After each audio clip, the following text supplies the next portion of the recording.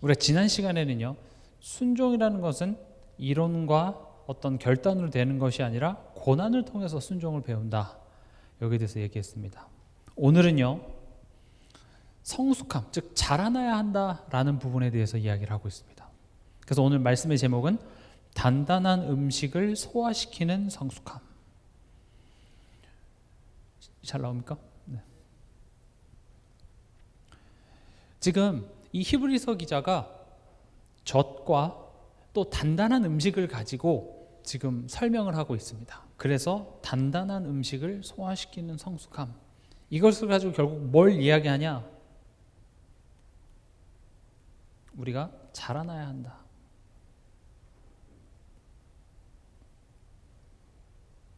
우리가 이 복음을 자칫 믿으면 끝, 영접하면 끝, 구원받았으면 어떻게 살든지 상관없어, 복음 알고 있으면 땡이야, 이렇게 생각하기 쉽지만 그건 성경적인 것이 아닙니다.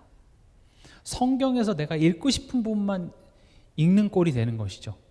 그 미국을 건국한 초대 인물들이 있습니다. 그들이 믿음이 좋아 보이는 것 같지만 그들의 성경은 특징이 뭐냐? 내가 이해하고 납득할 만한 부분만 살려놓고 내가 이해되지 않고 나는 여기 동의할 수 없는 부분은 칼로 다 이렇게 오려냈다 그래요. 그래서 성경책 구멍이 이렇게 뻥뻥뻥 뚫려 있어요. 그래서 내가 읽고 싶은 성경 내용만 이제 읽게 되는 거죠. 우리도 자칫 그렇게 되게 쉽습니다. 성경에서 나를 편하게 해주고 내가 할 만한 것들만 골라서 외우는 거죠. 그것은 옳지 않습니다.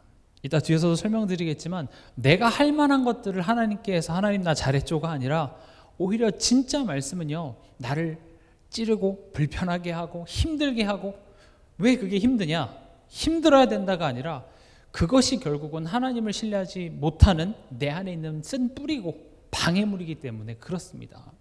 그래서 우리가 말씀을 온전히 읽는 것이 중요합니다. 우리가 서신서를 보고 신약의 대부분, 뭐 신약만 그러겠습니까만은 보면 우리가 구원받은 자로서 이제는 우리가 성숙해져야 된다. 하나님이 원하는 사람으로 우리가 자라나야 된다라는 부분들을 굉장히 많이 강조하고 있습니다. 이게 우리의 삶의 이유이기도 하죠. 그래서 지금 어린아이와 장성한 자를 무엇을 먹는가로 구분을 하고 있는데 그게 뭡니까? 젖을 먹는 자와 단단한 음식을 먹는 것, 이것을 가지고 비유를 합니다. 첫 번째로요, 젖을 먹는 자는 누굽니까? 어린아이입니다. 성인이 젖을 먹진 않겠죠. 어렸을 때 그 아이들 먹는 분유가 그렇게 맛있더라고요. 그게 비싼 줄 모르고 어렸을 때 교회에 집사님들이 이렇게 아이들 이렇게 하고 하면은 그걸 타줄 때 손 넣어서 이렇게 뭐 그렇게 맛있더라고요. 분유. 뭐 그렇게 맛있어서 먹을 수는 있지만 이제 성인이 그걸 젖병에다 넣고 먹진 않잖아요, 그렇죠? 왜 젖을 먹습니까? 젖이 취향이라서 먹습니까? 아니죠. 아이는요, 그걸 씹을 수 있는 능력이 없기 때문에 먹습니다. 어린 아이한테 아주 잘 삭힌 홍어를 저도 별로 안 좋아하는데 어린 아이한테 홍어를 주면 안 됩니다. 그렇죠?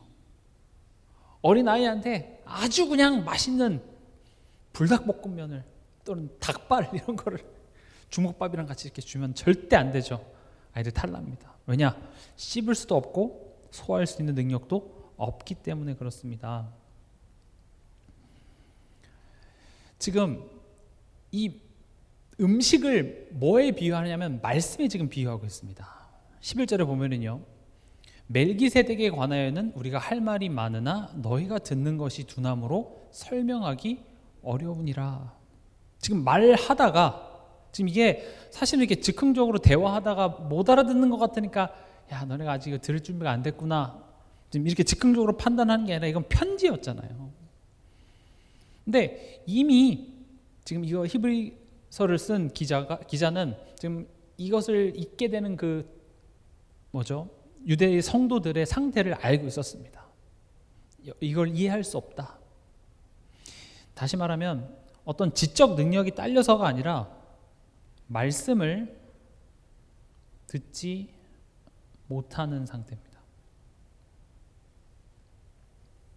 말씀이 어려워서가 아니라 듣지 못하는 상태가 있습니다.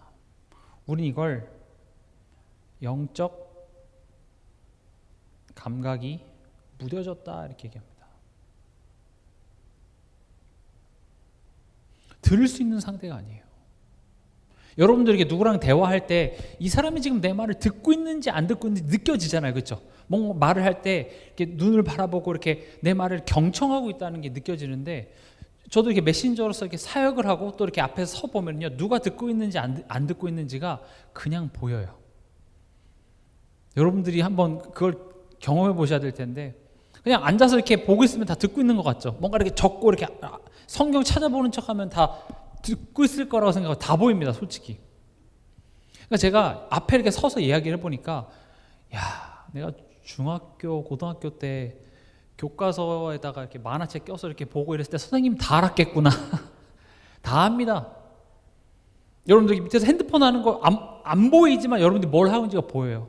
심지어 여기가 더 밝고 여기 좀 어둡잖아요. 그래서 얼굴에 이렇게 불빛이 깜빡깜빡 거리는데 다 보여요. 뭐 하는지가 대충 나와요. 물론 그분이 성경을 찾고 있을 거라고 저는 믿습니다만은. 근데요, 이게 메시지가 어렵다 쉽다가 아니라 못 듣는 상태가 있습니다. 다른 이야기를 할 때 눈이 초롱초롱 하는데, 예화를 하고 재밌는 얘기할 때 눈이 초롱초롱한데, 진짜 중요한 얘기할 때 하품하고요. 신기해요. 저도 이렇게 사역을 하다 보면 이상하게 중요한 얘기할 때 그냥 하품을 습관적으로 하는 청년이 있었어요. 그래서 제가 그 지적은 안 했지만 그냥 와, 신기하다. 다른 얘기할 땐 괜찮은데 갑자기 복음 이야기하고 이렇게 말씀 얘기하려면 갑자기 하품을 시작을 해요. 말씀을 듣지 못하는 상태. 지금 오늘 본문은 이걸 어린아이라고 표현합니다. 그러니까 교회에 와서도 예배 드립시다, 말씀 들읍시다, 주일날 작정하고 와서도 말씀조차도 온전하게 듣지 못하는 사람이, 그런 사람이 어떻게 삶 속에서 말씀을 기억하고 하나님의 뜻대로 살아갈 수가 있겠습니까? 교회에서 지금 대예배, 공예배를 드리는 것만 봐도 벌써 그 사람의 삶은 보여집니다. 저는 강단 메시지 주일날 그 11시 예배만 못 드려요. 물론 그런 경우도 있겠죠. 근데 그런 경우는 거의 없습니다. 예배조차도 못 들으면요, 그 사람의 삶은 뻔합니다. 예배를 잘 드려도 우리 어때요? 삶을 돌아가면 감정대로, 세상이 이끄는 대로 우리는 넘어지기 일쑤입니다. 근데 말씀조차도 온전히 듣지 못한 사람의 삶은 뻔합니다. 안 될 겁니다. 감정대로, 생각이 이끄는 대로, 되는 대로 그냥 그렇게 살아가죠. 그래도 나름 어떤 신앙의 경력, 교회에서 준 직분 이런 것을 가지고 나 딴에는 열심히 했다고 생각하는데 나중에 아무것도 되는 게 없죠. 왜요? 사실은 아직 어린아이였어요. 말씀을 듣고 있지 않았어요. 내 삶을 살았어요. 그러니까 여러분들이 종종 이렇게 지내시면서 누군가가 나한테 굉장히 피해를 줬는데 알고 보니까 그 사람이 장로였다, 권사였다, 모태신앙이었다, 이런 얘기를 들으면 굉장히 시험에 들었다, 이런 얘기 많이 들으시죠. 그 이유가 결국은 교회는 다녔지만 정말로 말씀을 듣지 못해서 그렇습니다. 여기서 말씀을 듣지 못했다는 것은 소리로만 듣는 것이 아니라, 이따 뒤에 설명드리겠지만 그것을 먹고 소화시켜서 그 말씀이 내 체화된다고 하죠. 내 피가 되고 살이 되고 내 힘이 되는 그 과정 없이 어린아이처럼 씹을 수 있는 능력도 없고 소화도 못한 채로 계속 있었다라는 것이죠. 그러니까 오늘 본문에도 보면 말씀을 듣지 못하는 상태다, 이 이야기를 지금 새신자한테 한 게 아니에요. 교회 온 지 얼마 안 되고 하나님을 만난 지 얼마 안 된 사람들한테 어린아이 같다라고 얘기한 게 아니라 12절에 보면 때가 오래되었으므로 너희가 마땅히 선생이 되었을 터인데 너희가 다시 하나님의 말씀에 초보에 대하여 누구에게 가르침을 받아야 할 처지이니 단단한 음식은 못 먹고 젖이나 먹어야 할 자가 되었도다. 지금 누구에게 얘기하는 겁니까? 신앙 경력이 오래된 자들한테 이야기합니다. 새신자가 아니라 헌신자죠. 조금도 아니고 누군가를 가르치고 양육할 정도의 실력이 쌓여 있을 정도의 시간을 보낸 사람인데 오히려 너희가 지금 젖을 먹어야 될 그 상태에 머물러 있구나. 다시 말하면 잘하지 않았다, 이걸 지금 지적하고 있는 겁니다. 말씀을 듣지 못하는 상태에 있다. 왜 그렇습니까? 말씀을 듣지만 이게 지금 내게 주시는 말씀이라고 우리 듣지 못하기 때문에 그래요. 그러니까 이 말씀을 들으면서 누구 이렇게 떠오르면 안 됩니다. 나예요. 여러분들 다 신앙 오래되셨잖아요. 나한테 하는 소리입니다. 내 남편, 내 아내, 교회 누구 집사님, 뭐 누구 장로님, 누구 권사님 이렇게 떠올리지 마시고요. 나라고요. 근데 이걸 들으면서 나는 아닐 거라고 생각하는 그것이 우리를 자라나지 못하게 하는 겁니다. 결국 이 말씀을 가지고 나 자신을 성찰하는 것, 내게 적용하고 나를 돌이키고 또다시 그 말씀에 나를 복종시키고 하는 이 성찰 없이는요 절대 성장할 수가 없습니다. 그래서 지금 본문에도 이렇게 얘기하고 있죠. 13절에 의의 말씀을 경험하지 못한 자요.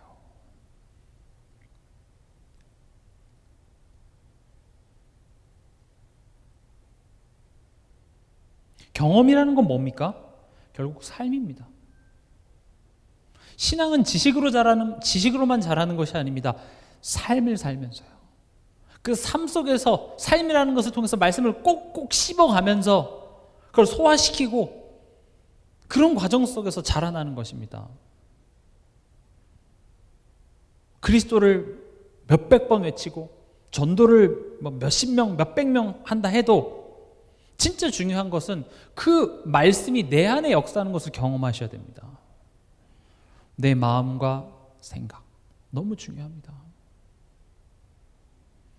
그 말씀이 내 마음에 찔리고 그 앞에 항복하고 무릎 꿇고 그런 말씀 앞에서 아둥바둥하고 또 그 말씀을 살아내려고 내가 몸부림치는 그 경험들. 그러나 나의 어떤 열심이 아니라 나는 그런 신용만 했을 뿐인데 하나님께서 힘을 주시고 하나님이 그 나보다 앞장서서 일을 행하시는 것을 체험하는 것이 필요합니다. 여리고성이 내가 믿는 믿음이 무너뜨렸습니까? 아닙니다. 하나님이 무너뜨리신 겁니다. 그냥 하나님은 우리가 하나님을 신뢰하고 불안하지 않는 걸 바라는 것이죠. 그걸 갖춰주기 위한 것입니다. 여러분들의 믿음의 어떤 대단한 능력이 돼서 나타나는 것이 아니라 하나님이 하십니다. 하나님은 그런 하나님을 신뢰하라는 거죠. 그래서 여러분들이 이 신앙이라는 것을 자꾸 이렇게 관념적인 것에만 머물러 있지 마시고요. 실제입니다. 우리의 삶입니다. 우리가 믿는 것이 삶 속에 녹아져 가야 됩니다. 그러니까 예수는 그리스도, 하나님이 좋으시고 뭐 이런 문장들과 슬로건을 외치고 그래서 잘 될 거다 라고 외치는 것이 아니라 그것이 오늘 내가 어떤 감정을 느끼고 어떤 생각을 하고 어떤 선택을 하고 사람과의 관계 속에서 무슨 말을 하는 것까지가 이게 영향을 주는 것이 말씀을 살아내는 거예요. 그래서 여러분들 삶 속에 내가 어떤 선택을 하고 결정하는 것을 흘려보내지 마시고 그게 지금 내가 하나님을 어떻게 믿고 있느냐에 대한 열매라는 것입니다. 이렇게 되지 않으면 굉장히 이거는 복음을 잘못 가리키는 겁니다. 이 말은 훌륭한 삶을 살아라, 도덕적으로 흠이 없어야 된다, 실수하지 말아야 된다 이걸 이야기하는 것이 아닙니다. 내가 내 삶 속에 일어나는 그런 일들을 가지고 나의 영적 상태를 점검할 수 있어야 됩니다. 제가 이번 주에 사역하면서 좀 솔직하게 제가 저번 주에 있었던 일을 얘기했는데 제가 이제 토요일 날 메시지 준비하다가 이게 잘 안 풀려요. 저는 메시지 준비하는 게 굉장히 오래 걸립니다. 그래서 뭐 새벽기도 준비할 때도 저는 밤을 거의 새거든요. 그러니까 메시지가 안 풀리니까 하루 종일 이제 붙잡고 있다가 그날 좀 날씨가 좋아. 요즘 계속 날씨가 좋죠. 창문을 이렇게 열어놨는데 이게 베란다에 햇빛이 이렇게 쫙 들어오니까 야, 저 창밖에서 햇빛을 맞으면서 책을 읽으면 참 좋겠다라는 생각이 드는 거예요. 그래서 야, 그래, 저기서 책을 읽으려면 이 독서 쇼파 같은 게 있으면 좋겠다 해서 쿠팡을 막 뒤지기 시작했어요. 쿠팡을 뒤지면서 어떤 게 좋을까? 유튜버들 중에서 이런 거 이렇게 리뷰하는 사람들 있잖아요. 그래서 리뷰하는 거 막 찾아보고 그러다가 이제 1시간 반 지나갔어요. 저는 그게 사실 필요가 없어요. 근데 지금 이 메시지 준비하는 게 너무 힘드니까, 근데 또 내 마음속에 이건 해야만 해. 하기는 싫으면서 또 안 하면 안 된다는 그 불안함 때문에 자꾸 회피하기 위해서 내가 이런 걸 하는 거죠. 그럼 저는 그 순간에 지금 내가 이거 하기 싫어서 힘든 걸 내가 좀 회피하고 있는 나의 상태라는 것이 지금 내가 하는 것을 보면서 이제 생각이 되는 거죠. 또 제 방 안에 쓸데없는 물건들이 별로 한두 번 쓰고 필요 없었던 물건들이 하나둘씩 늘어갈 때마다 내가 지금 불필요한 것으로 내가 만족을 얻고 하려고 했구나. 그렇게 과소비를 하지 말라라는 차원으로 받아들이는 것이 아니라 내 삶 속에 하는 선택, 내가 또 사람과의 관계 속에서 했던 말들, 감정대로만 하는 그런 선택들을 보면서 뭘 점검하는 겁니까? 나의 신앙을 자꾸 점검하는 겁니다. 그렇지. 내가 지금 다른 것으로 만족하려고 하고 있구나. 내가 다른 것을 의지하려고 하고 있구나. 신앙은 이렇게 가야 됩니다. 그렇게 되면은 하나님을 믿는 것이 점점 우리 삶 속에 건강한 삶의 모습으로 나타납니다. 복음만 가지고 있으면 술 먹고 아내 두드려 패도 괜찮습니다. 도둑질해도 괜찮습니다. 살인해도 괜찮습니다. 그렇게 가면 안 되는 겁니다. 이해가 되십니까? 기생 라합도 구원 받았어. 그럼 구원 받고 계속 기생 그 일을 해도 된다는 말입니까? 그 기생을 한다 할지라도 구원은 취소되지 않겠지만, 그런 성경을 보십시오. 아브라함이 하나님의 택함을 받고 아브라함에 머물러 있었습니까? 아닙니다. 아브라함으로 만들어내셨습니다. 요셉을 하나님이 택하시고 그 요셉이 여전히 형들 앞에서 아빠 앞잡이 노릇했겠습니까? 형들 일러 바치고 고자질하고? 아니었습니다. 요셉은 달라졌습니다. 인본주의의 최고봉이었던 야곱이 그대로 머물러 있었습니까? 아닙니다. 야곱을 하나님은 이스라엘로, 사라를 사레로, 사레를 사라로. 예수님의 12제자들도 하나님 어떻게 했어요? 변화시켜 나갔다라는 거죠. 완벽하라는 말이 아니라 우리는 그렇게 변화되어져 가고, 그 변화된 것이 우리 삶 속에 열매로 맺혀지는 그 여정을 가고 있는 겁니다. 꼭 이 부분을 여러분들이 아셔야 이 복음의 전체 그림을 아는 겁니다. 우린 이걸 들어도요, 또 삶 속에서 무너질 수 있습니다. 연약한 부분이 있고요, 도덕적으로 윤리적으로 우리 실수할 때도 있습니다. 그러나 그것이 괜찮은 것이 아니라, 그런 나의 모습이 지금 하나님과의 관계 속에서 내가 지금 영적으로 문제가 있기 때문에 이런 열매가 나오는지를 스스로 내가 파악할 수 있어야 돼요. 남이 지적해서 될 문제가 아니라, 잘했니 못했니 그걸 비판해서 될 문제가 아니라, 그런 내 삶이 지금 잘못됐다라는 빨간불이 들어오는 어떤 그런 신호를 여러분들이 받아들이시고, 그렇지, 내가 다시 돌아가야지. 이렇게 삶이랑 신앙이랑 같이 가야 되는 것입니다. 그러니까 특히 이제 이스라엘 백성들 같은 경우도, 유대인들은 내가 할 만한 것들만 골라서 그것에 열심을 냈죠. 내가 구제도 하고 정시기도도 하고 율법을 철저히 지키죠. 그런데 사실 그들에게서 가장 큰 방해물이 뭐였습니까? 선민사상, 율법주의였습니다. 사실 사마리아로 가야 돼요. 그래, 율법 잘 지키는 거 잘했어. 구제하는 거 잘한 거야. 기도하는 거 잘한 거야. 그러나 진짜 말씀이 지금 내게 도전하는 건 뭡니까? 예수님이 계속 이야기한 게 뭡니까? 율법주의, 선민사상. 그래서 예수님이 일부러 사마리아에 갑니다. 일부러 예수님이 율법을 깨러 온 것은 아니나, 그들의 그 고정관념, 나는 율법 잘 지켰기 때문에 나는 선하다, 나는 내가 뭔가를 했기 때문에 하나님이 날 자녀 삼으셨다라는 그런 잘못된 생각을 가지고 있기 때문에 예수님은 의도적으로 그들이 가지고 있었던 그런 기준, 그런 고정관념에 반하는 그런 현장을 찾아가신 것이죠. 그래서 우리가 말씀을 살아야 합니다. 이번 달 키워드도 삶이 예배다. 이런 내용들은요, 여러분들이 꼭 깊게 한번 생각해 보셨으면 좋겠습니다. 그러니까 그 말씀과 삶이 하나 되지 않으니까 그 삶 속에서 뭔가 잘 안 되는 것을 가지고 고민하다가 이제 전도하면 하나님이 복 주신대 해서 내 삶, 지금 내 마음 생각 이런 거는 온데간데 없고 뭔가 그런 것들을 열심히 해서 자꾸 밖으로 걷도는 것이죠. 안 좋은 겁니다. 전도가 나쁘다는 말이 절대 아닙니다. 교회에 열심히 헌신하고 봉사하는 거 나쁜 것은 아닙니다. 근데 그런 것을 누군가에게는 봉사가 힘들지만 누군가에게는 그 봉사가 할 만할 수 있어요. 그래서 내가 그 봉사를 다 했다고 해서 하나님은 꼭 잘했다고 얘기하지 않습니다. 왜냐? 지금 너에게 문제되는 건 넌 봉사 할 만하니까 하는 거 아니야. 그런데 사실은 내 안에 하나님 건드리지 마세요 하는 부분들이 사람마다 다 다르게 있다고요. 그래서 그걸 찾아내는 게 중요합니다. 거기에 무너져야 돼요.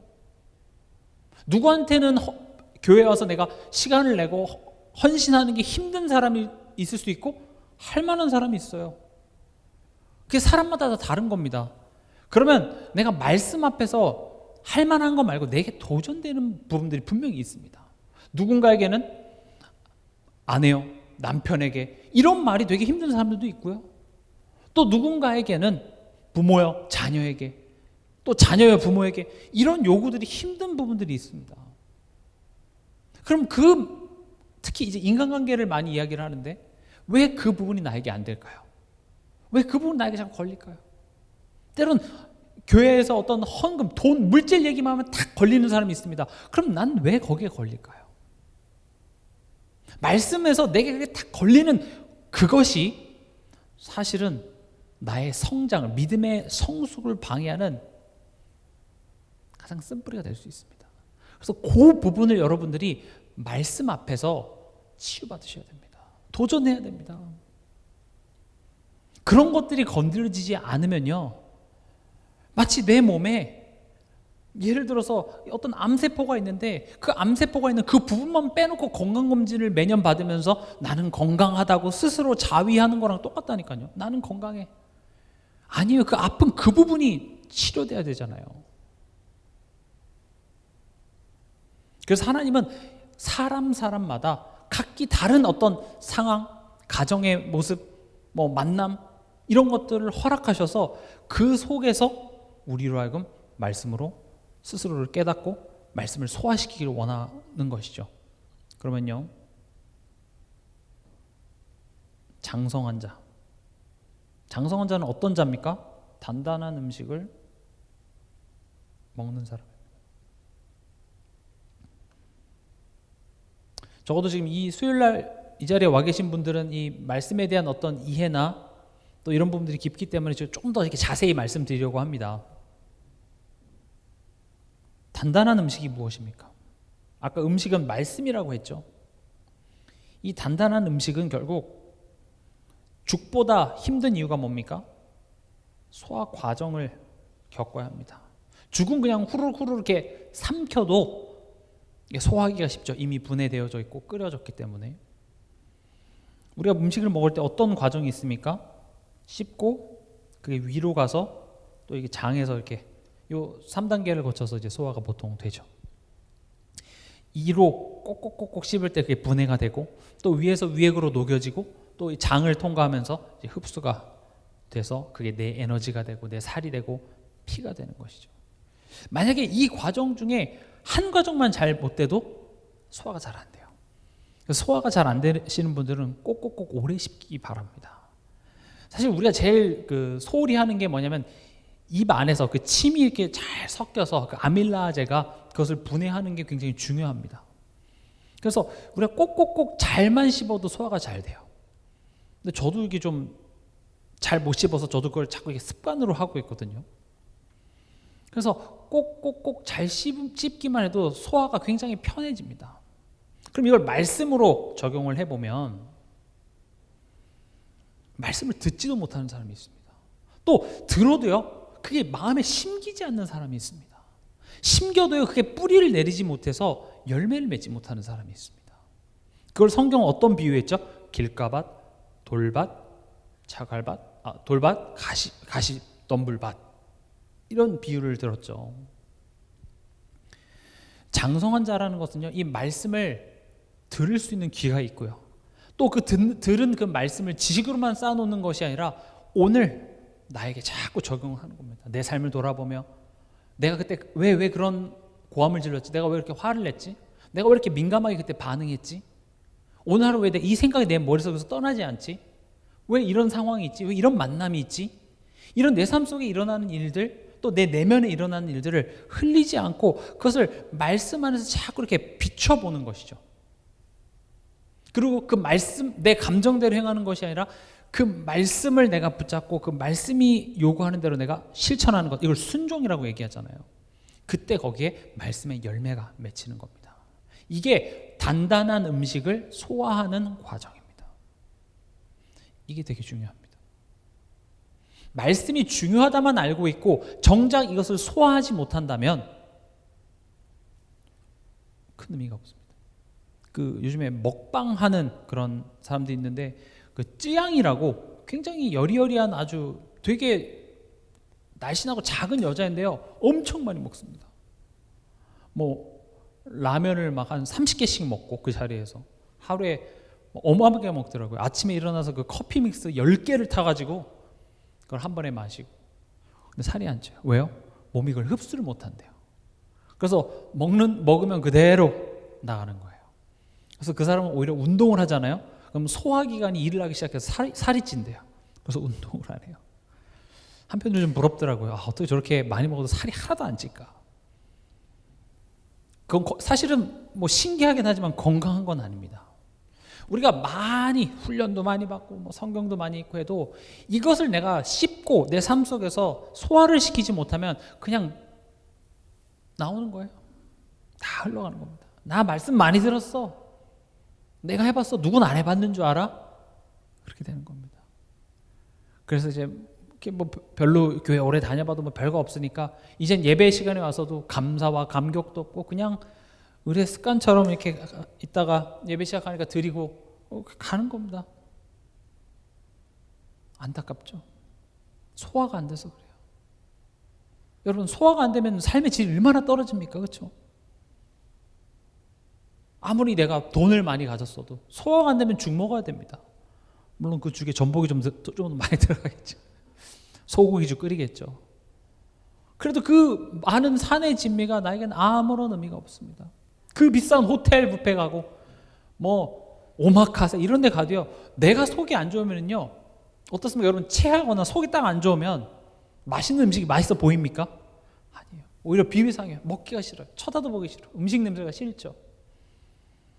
어찌 보면 내가 말씀을 듣기 싫고 예배가 싫은 것 자체가 이미 지금 이게 소화가 안 돼서 체한 거예요.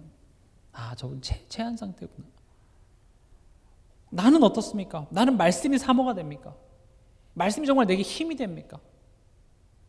하루를 힘겹게 살고 마음에 속상한 일이 있다 하더라도 또 말씀 들으면 그래 힘이 나고 또 넘어질지언정 그 말씀이 내게 힘이라는 것이 인정이 돼서 이 자리에 나오고 이게 건강한 겁니다. 소화가 지금 되고 있다는 말이에요.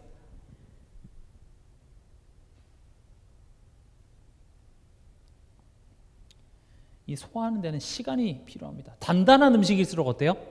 소화 시간이 많이 필요하죠. 천천히 씹고 소화하는 시간들. 여러분 말씀을 묵상하고 삶 속에서 반추를 하시기 바랍니다. 반추가 뭡니까? 반추는 뭐 특히 소들이 이게 반추를 많이 하죠. 반추가 뭐예요?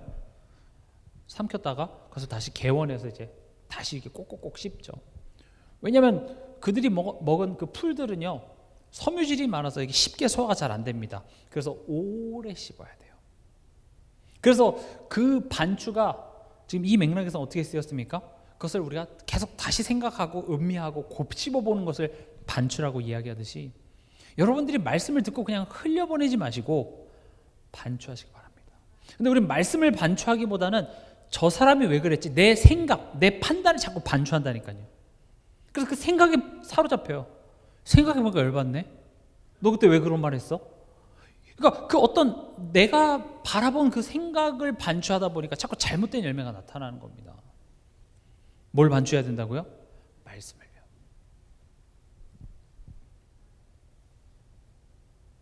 그리고 소화를 위한 에너지가 필요합니다. 지금 장성한 자는 단단한 음식을 먹을 수 있는 자가 장성한 자라고 했습니다. 소화를 위해서는 에너지가 필요합니다. 그래서 여러분 다이어트 때 물을 많이 마시는 게 좋습니다. 왜냐?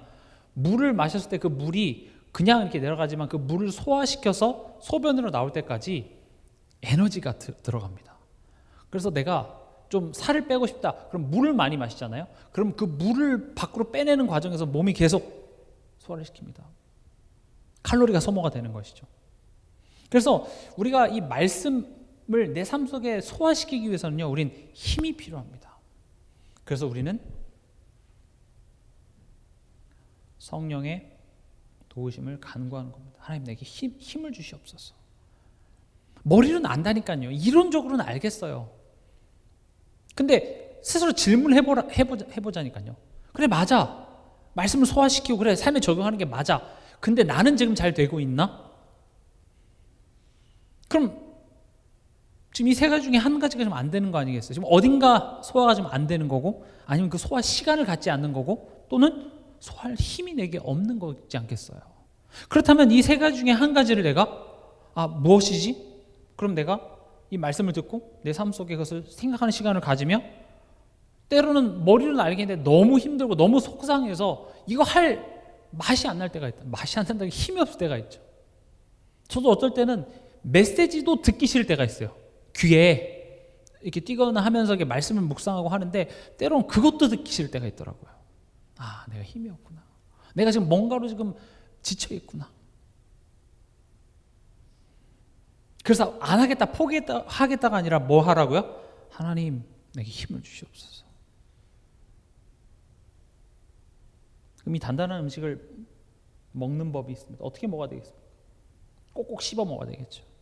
오늘 14절에 보면 단단한 음식은 장성한 자의 것이니 그들은 지각을 사용함으로 연단을 받아 선악을 분별하는 자들이니라, 이렇게 되어 있습니다. 지각을 사용한다. 지각이라는 말은 감각이라는 말입니다. 원어에 보면 감각을 사용해서. 왜냐, 지금 이 내용을 보면 결국 선악을 분별할 수 있는 힘이 우리에게 생기는 것이 단단한 음식을 먹는 거랍니다. 창세기 3장 15절 뭐지? 이렇게 얘기하는 게 단단한 음식을 먹는 것이 아니라 그 말씀을 가지고 내 삶 속에 선악을 분별할 수 있는 능력이 생겨서 선을 택할 수 있는 것, 이게 단단한 음식을 먹을 수 있는 장성한 자의 모습이에요. 그래서 제가 아까도 설명드렸다시피 복음을 안다, 믿음을 안다라는 것은 머릿속에만 머무는 것이 아니라 그것이 우리 삶 속에 녹아져서 나의 어떤 선택으로, 어떤 상황에 대한 어떤 반응으로 그게 이어지는 것이 장성한 자의 모습입니다. 다시 한번 말씀드립니다. 어린아이가 된다고, 어린아이 같이 군다고 해서 지옥 가는 거 아닙니다. 어른이 돼야 구원받는다는 말은 아닙니다. 이 어른이 돼야 축복을 더 받는다는 게 아니라 하나님의 자녀고 이미 축복 안에 들어와 있기 때문에 그 사실을 우리가 아는 것, 이게 장성한 자인 것입니다. 그러면 감각을 사용한다라는 말을 좀 설명해 보자면, 인간은요 전인격적인 존재입니다. 더 쉽게 말하면 이성과 감성을 가지고 있는 사람입니다.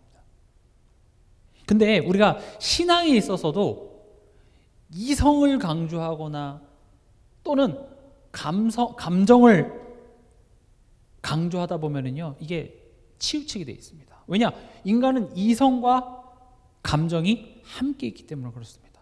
그래서요, 감정적인 신앙을 강조한다, 이게 뭐냐? 무조건 믿습니까? 믿습니다. 뭐 이런 거예요. 그냥 막 찬양으로 막 악기 소리로 막 뜨거운 그 열기 찬양 속에서 그냥 눈물 콧물 빼고 좋습니다. 특히 이제 젊은 청소년들이 그러기 되게 쉽죠. 청년들이 그러기 쉽죠. 분위기나 그 음악에 약한. 근데 생각할 시간을 주지 않습니다. 그게 포인트입니다. 그래서 찬양할 때 막 뜨겁고 좋은데 내 삶에 오면 아무것도 바뀐 것이 없고 이것을 분별할 수 있는 관점이 없기 때문에 계속 그런 찬양 집회, 찬양 뜨거운 어떤 그런 것만 계속 찾아다니게 되어 있습니다. 또 반대로 이성적인 신앙만 꼭 좋은 걸까요? 그렇지 않습니다. 이성적인 신앙의 가장 큰 단점은 내가 이해하는 것이 딱 한계입니다. 내가 이해하지 못하면 못 믿어요. 내 수준, 내가 이해되는 것 거기에 딱 한계 있는 거죠.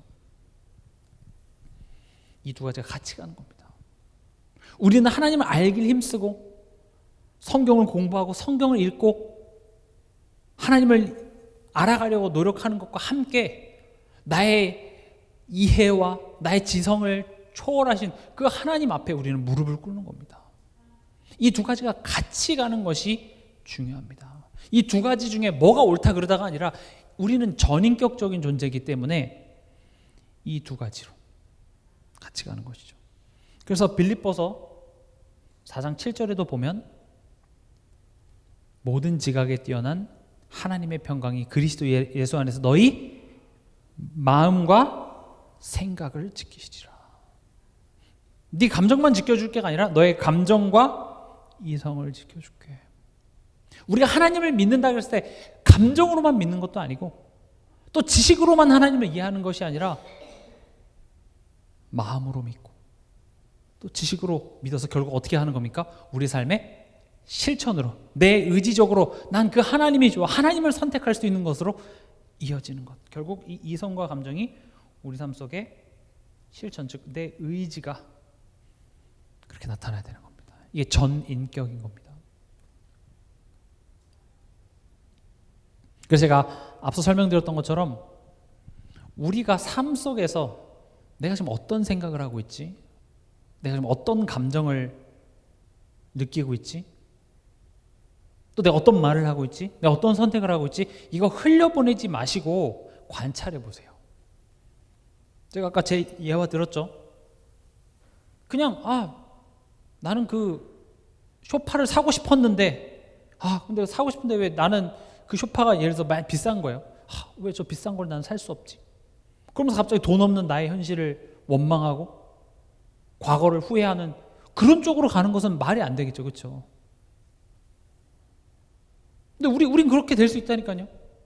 예를 들어서 기분 좋게 나갔다가 갑자기 아는 친구 엄마를 만난 거예요. 만나서 얘기하는데 그 집 아이는 막 영어 공부도 하고 막 대학 준비를 해서 막 되게 잘하고 있는 것 같아. 그리고 집에 갔더니 내 자녀가 소파에 누워갖고 게임하고 있네. 그럼 이제 화가 가는 거예요. 기분 좋게 나왔다가 너는 막 화를 내는데 걔는 막 좋은 과일도 붙여주고 한다는데 갑자기 남편이 들어오는데 막 우리 집에 돈 없는 게 막 화가 나고 막 그래서 이제 그 물동이 남편한테 띄고 계속 생각이 이상하게 되는 거예요.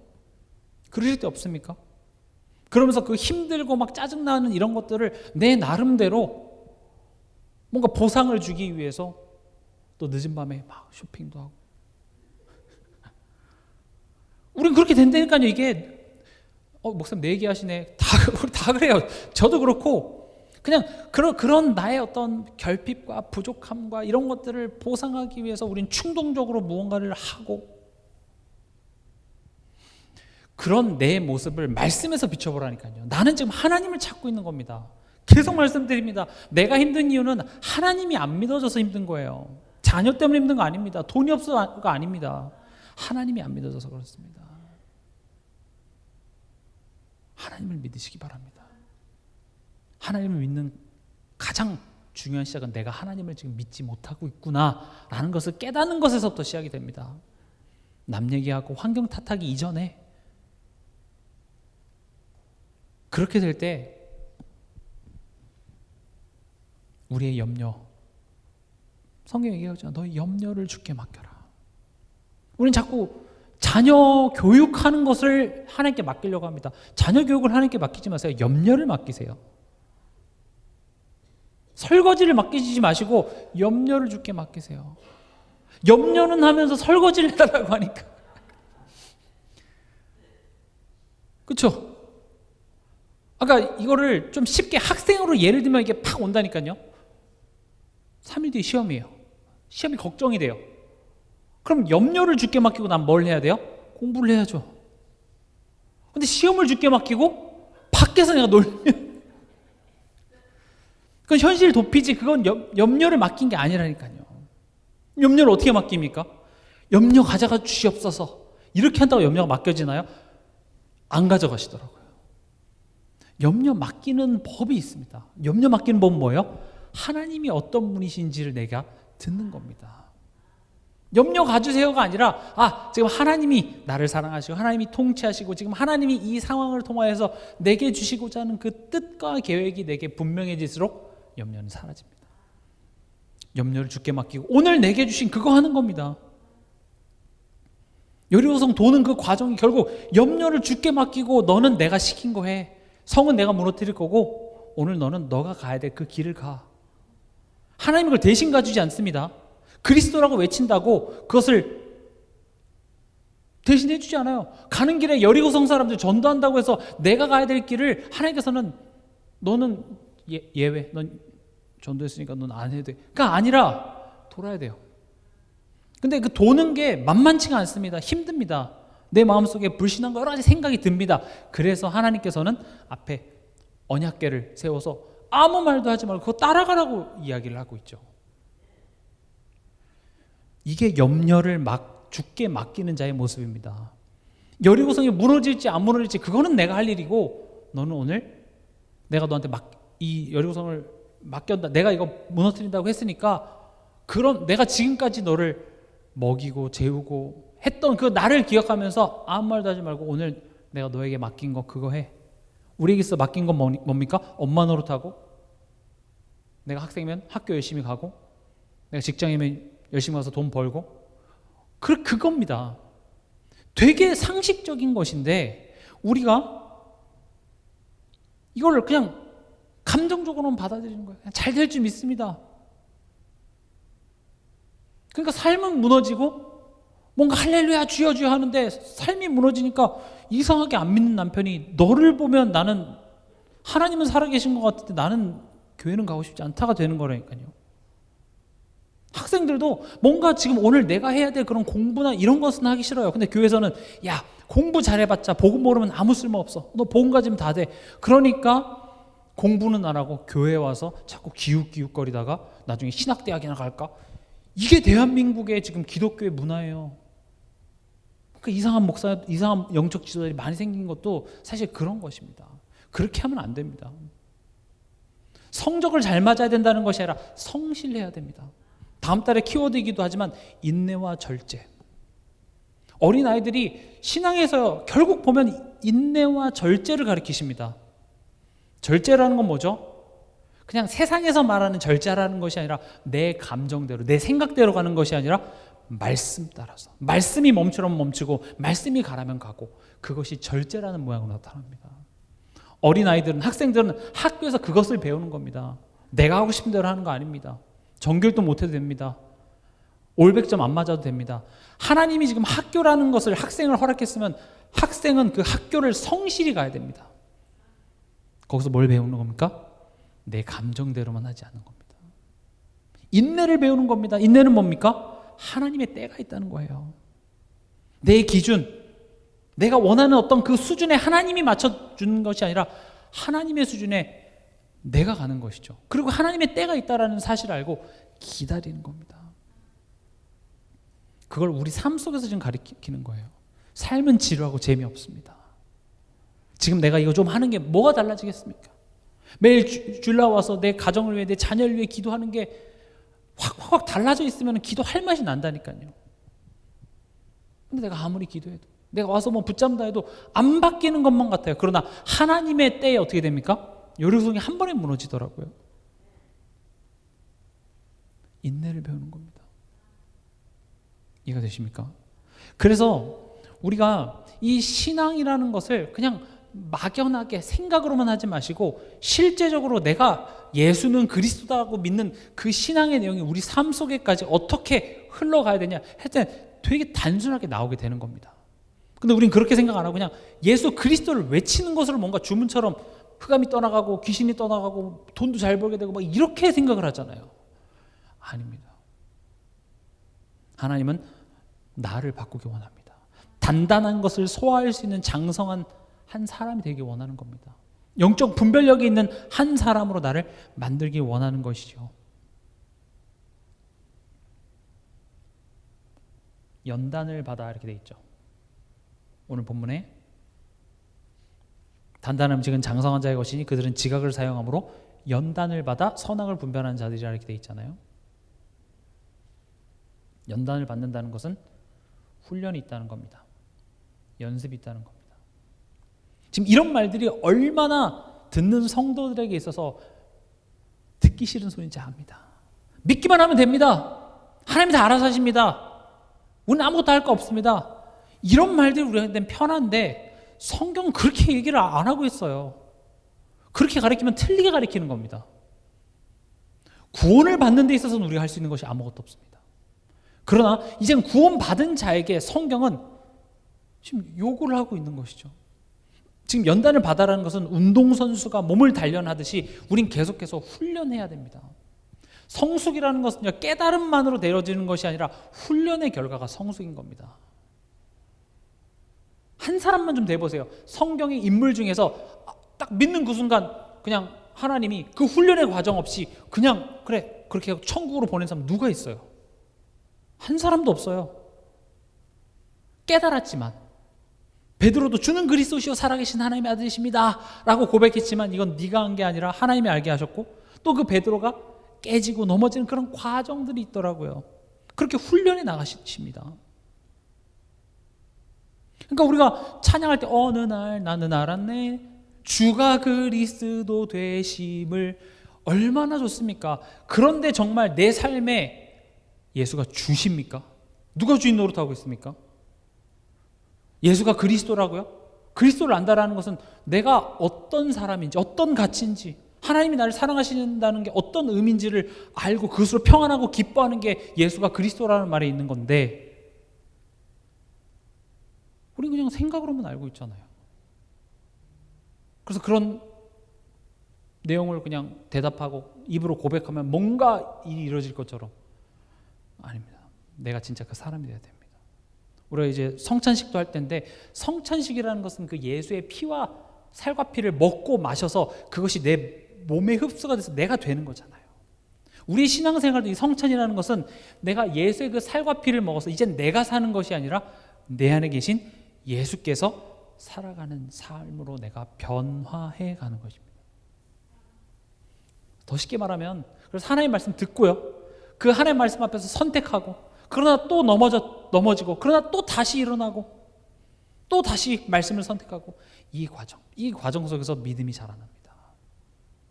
그래서 내가 지금 넘어져 있다고 낙심하지 마세요. 다시 일어서면 됩니다. 잘 가고 있다면 잘하고 계신 겁니다. 흔들리지 마시고 우린 그 과정을 반복할 거예요. 계속. 하나님은 말씀의 지식으로만 우리를 자라나게 하시는 것이 아니라 현실로 우리의 삶으로 우리를 자라나게 하십니다. 그래서 지난 시간에 고난에 대해서 이야기를 했죠. 그러니까 때로는 하나님이 그냥 빠른 어떤 정답을 줬으면 좋겠어. 그렇잖아요. 빠른 어떤 결과를 줬으면 좋겠는데 하나님이 원하시는 것은 그 문제 해결이 아니라 그 문제 앞에서 분별할 수 있는 것, 선과 악을 분별할 수 있는 능력을 주셔서 우리로 하여금 선을 택하도록. 그럼 악이 뭐겠습니까?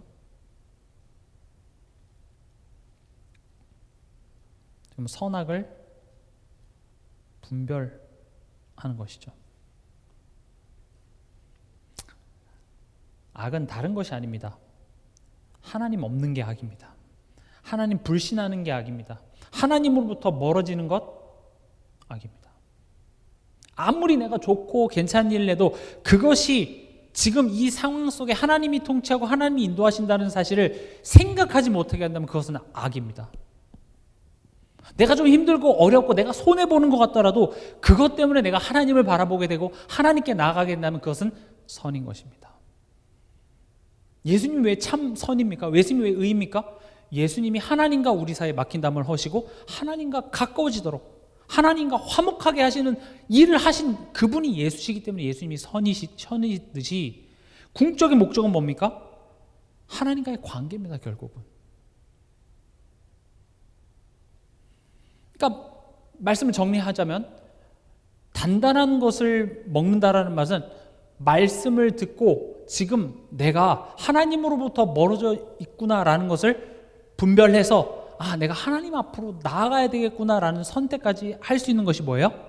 장성한 자예요. 단단한 음식을 먹는 겁니다. 크게 돼야 돼요. 때로는 이 말씀 앞에 영적 양심 이런 게 작동하는 거죠. 지금 이 예입니다. 선악을 분별할 수 있는 이게 사실 우린 실력이죠. 이 실력은요, 기준이 생기는 거고 이것을 볼 수 있는 안목이 생기는 것이며 또 근육이 생기는 겁니다. 그래서 영적 양심이 딱 작동해야 돼요.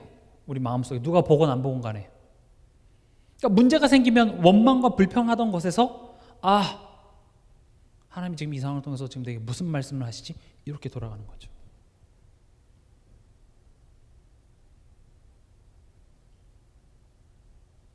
예배 자리로 나오게 되는 겁니다. 힘들 때 예배 나오시기 바랍니다. 문제 생길 때 더 나오시기 바랍니다. 갈등 생길 때 나오시기 바랍니다. 이 실력이 어디까지 되게 되냐? 생각에 사로잡히지 않게 됩니다. 우린 때로는 이렇게 살아가면서 어떤 생각에 딱 사로잡히면 그게 굉장히 힘듭니다. 그것 때문에 잠을 못 이루기도 합니다. 그래서 어떤 사람들은 이 생각에 너무 날 힘들게 하니까 그냥 취하는 선택을 하죠. 몰라, 술 먹고 죽어.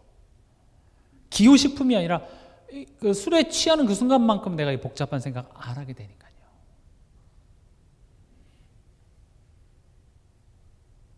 감정을 조절한다는 것은 굉장한 무기입니다. 여러분, 감정에 사로잡히면 좋은 선택 못합니다. 특히 두려움에 사로잡히면 우리의 판단력은 흐려지게 되어 있습니다. 그래서 여러분들이 인생의 어떤 중요한 선택을 할 때 항상 지금 내 감정 상태가 어떤지 확인하고 판단하시기 바랍니다. 좋은 중요한 결정했을 때 여러분들이 먼저 이번 주에 어떤 그 말씀, 내가 들었던 말씀과 하나님이 누구시고 내가 누군지, 내가 얼마나 귀한 사람인지, 하나님 내 인생에 뭘 담기 원하는지, 이 말씀에 내가 충분히 젖어서 내 마음속에 염려와 걱정이 사라진 상태 속에서 그 문제를 딱 보십시오. 길이 보일 겁니다. 그리고 내가 혹 잘못된 선택을 했을지라도 하나님은 그것을 뒤집어서 축복으로 바꾸실 수 있는 하나님이십니다. 이 실력이 있어야 돼요. 감정을 조절할 수 있는. 내가 내 자녀를 양육할 때도 내가 지금 내 감정으로서 지금 내 자녀를 대하는 것인지, 아니면 내가 정말 자녀에게 하나님의 마음을 갖고 훈육을 하는 것인지, 이런 부분들이 너무나도 중요합니다. 그리고 이 영적 실력이 이번 주 강단 말씀이었던 것처럼 인간관계까지 이어져야 되는 겁니다. 영혼을 위한 눈물의 기도. 우리가 한약을 이렇게 다릴 때 끓여갖고 그 면천에다가 꽉 짜서 국물을 내는 것을 보고 엑기스라고 부르죠. 성경을 그런 식으로 꽉 짜서 엑기스를 내면 이 문장이 나옵니다. 뭐가 나올까요? 주는 그리스도시. 이거 나올까요? 물론 그것도 맞습니다만은 진짜 중요한 한 문장은 뭐냐?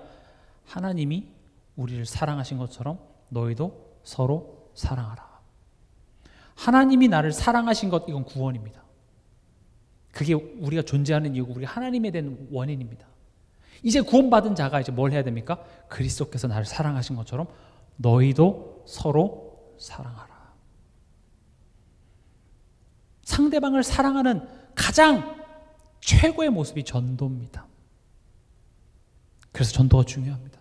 근데 전도라는 것을 우리가 영접을 시키고 교회에 데리고 오는 것이 전도의 전부라고 생각하지 마시고요. 그 사람을 위해서 친절하게 대하고 내가 그 사람을 품고 용서해주고, 지금 성경에 상대방에 대해서 하는 이야기들이 있잖아요. 거기서부터 시작하는 겁니다. 전보가 왔다 그러면 이상 귀신같이 쳐다보지 마시고요. 불교 다니는 것들은 다 좀 그렇긴 해요. 불교 다니시는 분들 비슷하게 생겼어요. 약간 그 아우라가 불교? 너 불교인 것 같았어. 속으로. 나쁜 겁니다. 그렇게 하면 안 돼요. 내가 싫어하고 있는 사람, 좋아하는 사람 있으면 안 됩니다. 왜냐? 그리스도께서 내가 대단해서 내 인상이 좋아서 나를 택하셨습니까? 아니에요. 똑같아요. 오히려 내가 더 못났다니까요. 근데 그런 나를 하나님이 먼저 사랑하시고 나를 구원하신 그 사랑을 아는 자는 내가 그 영혼을 볼 때 하나님의 마음을 갖고 보게 되는 겁니다. 그래서 여러분 이번 주에 영혼을 위한 눈물의 기도하니까 내 사랑하는 자녀를 위해서만 기도하지 마시고요. 거기 하나 더 해보세요. 원수 있죠. 내가 좀 싫은 사람. 저 사람은 좀 없었으면 좋겠네. 날 피곤하게 하고 힘들게 하는 그 사람을 위해서 여러분들이 마음을 품고 기도해 보시기 바랍니다. 또 여러분 이번 한 주간의 그런 만남 속에서 그냥 만나고 끝나지 말고 하나님 오늘 이 만남을 통해서 무엇이 전달되기 원합니까? 또 내가 무엇을 배우기 원합니까? 왜냐? 결국 이 영적인 실력이 인간관계 속에서 상대방에게 드러나야 되는 거거든요. 결국 우린 전도하는 삶을 살아야 되는 게 맞습니다. 근데 앞에 이런 과정 없이 내가 원하는 걸 얻기 위해서 전도하는 것이 아니라 정말로 내가 기뻐서 내가 여유가 있어서 양보하고 살리고 오랜만에 보면 너 왜 이렇게 살쪘어? 이런 이야기 하지 마시고 야, 살 빠졌다. 옷 잘 어울린다. 이런 이야기를 하세요. 너 새벽기도 빠질 때부터 알아봤다. 이런 이야기를 하지 마시고요. 너 예배 지난주에 빠졌지? 그럴 줄 알았어. 이런 얘기. 그런 이야기가 별로 그렇게 도움은 안 됩니다. 왜냐하면 본인이 알아요. 마음속에 성령이 계시기 때문에 본인이 찔려 있습니다. 저도 좀 그런 얘기를 해야 되는데 그래서 대학 청년들이 좀 뺀질거리는 것 같은데 그러나 눈빛을 보면 압니다. 목사님 잘하겠습니다. 성령 하나님 저 마음에 찔림을 더하여 주시옵소서. 밤에 잘 때 좀 불편하게 하여 주시옵소서. 상대방에게 영적 양심이 작동하게 해서 그 마음과 생각을 바꾸시는 건 누구십니까? 성령 하나님이시기 때문에 옳은 말 하지 말라는 것이 아니라 그 영혼을 정말 위한다면 그 영혼을 위해서 기도부터 우리가 할 때 하나님께서는 역사하실 줄 믿습니다.